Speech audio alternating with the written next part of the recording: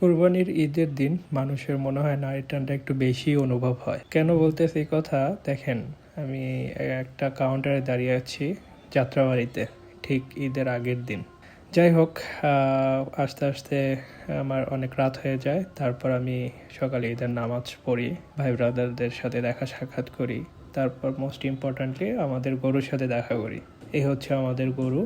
এটা আমরা একা দিচ্ছি না, আমরা 6 ভাগে এই গরুটি আমরা কিনেছি। যাই হোক, এখন গরুটা কোরবানির জন্য প্রস্তুত হচ্ছে। সবাই তোড়জোড় করে গরুটাকে বেঁধে ফেলতেছে, কারণ আমরা কেউ প্রফেশনাল না যে 2-1 জন মিলে গরু কোরবানি দিতে পারবো।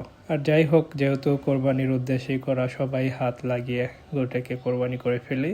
তারপর গরুটার গোশ প্রস্তুত চলতেছে, এদিকে সবাই মিলে প্রস্তুত করতেছি।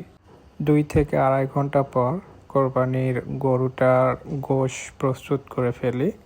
তারপর আমরা ভাগ বাটোয়ারা করে যে যতটুকু পাবে সবাই নিয়ে নিজেদের আত্মীয় পাড়া প্রতিবেশী সবাইকে দিয়ে খেয়ে দেন আমরা বিকেলবেলা সবাই ক্রিকেট মাঠে চলে আসি। আসলে এটা মাঠ না, এটা একটা চাতাল। তো আমাদের মাঠের স্বল্পতার কারণে আমরা এই চাতালি ক্রিকেট, ফুটবল, যাই হোক, এইগুলা আমরা এখানেই খেলাধুলা করি। বিকালবেলা সব ভাই ব্রাদাররা আমরা সবাই এখানে চলে আসি ক্রিকেট খেলতে।